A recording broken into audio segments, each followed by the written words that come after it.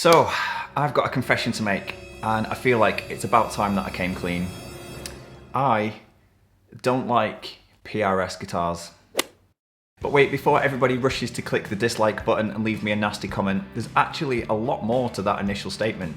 You see, every single PRS guitar that I've ever played has been amazing. The build quality on PRS guitars is expert level, even on the cheaper SE models. They sound amazing, and in my opinion, the finishes and some of the looks that these guitars have are some of the most striking out there on the guitar market today. All of that being said, there's just something about PRS guitars that I don't like, but I don't know what it is.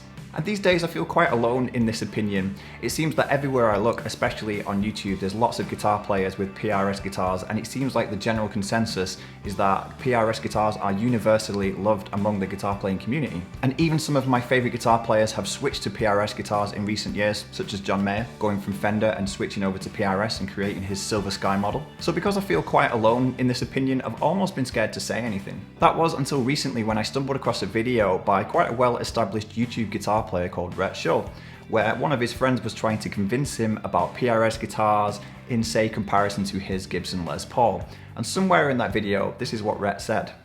Sure. It sort of reinforced my idea of PRS guitars, which is they are incredibly well made. The quality control is second to none, and they make me feel nothing when I play them. So finally somebody said exactly what I've been feeling for years now, and I feel like I've been trying to overcomplicate it in my mind and trying to justify my reasons for not liking PRS guitars, when really all I needed to hear was Rhett's very simple and to the point statement. I think my feeling about PRS is still there, which is that they're incredibly nice, very, very well made guitars, but they feel very cookie cutter to me. But that doesn't mean that they suck.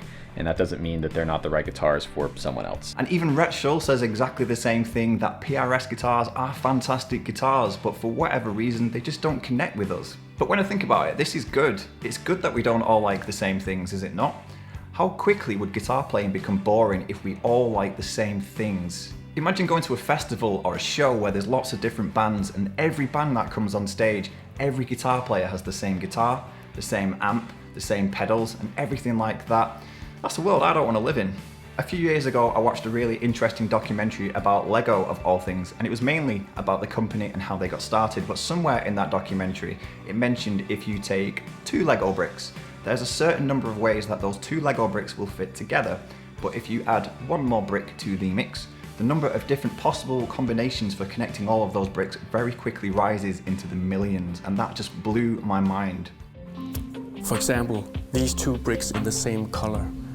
They can be 2x4 bricks. They can be combined in 24 different ways. And if I have 3 of these, it's 1,060 different combinations. And if I have 6 bricks with the tubes in the same color still, I can combine these in 915,103,765 different ways. So the possibilities are, well, endless. And I love to think about that when it comes to the guitar and the potentially infinite variety that exists out there from all the different combinations of guitars with certain amps and pedals.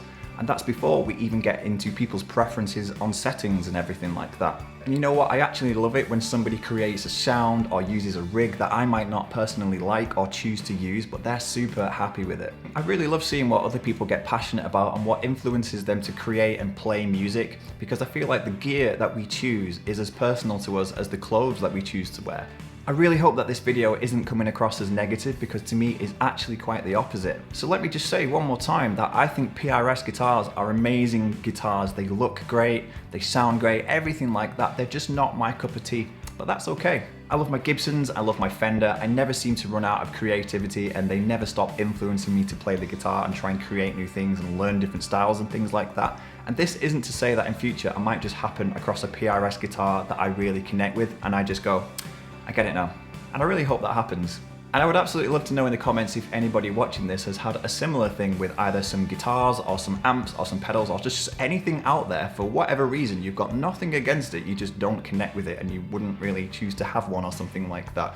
Whether it's something different or whether it is PRS guitars, let me know that I'm not alone out there. Definitely make sure to go and watch Rhett Shull's video, by the way. I'm going to leave a link in the description because it's really awesome and he goes into a lot more detail and a lot more depth about the whole subject of why he personally doesn't really connect with PRS guitars. And like I said, there is a good comparison with quite a few different PRS models in his video where he's playing them in comparison to a Les Paul through different amp settings and things like that. It's well worth a watch, so go and check that out. Anyway, this has just been something that's been on my mind for quite a while and I wanted to make this little video about it, so I hope you enjoyed it. If you did, then please leave it a like, leave me a comment, let me know what you think. If you're new to my channel and you found this video, then please don't forget to subscribe. I make lots of guitar and music related content, and hopefully I'll see you in my next video, so take care.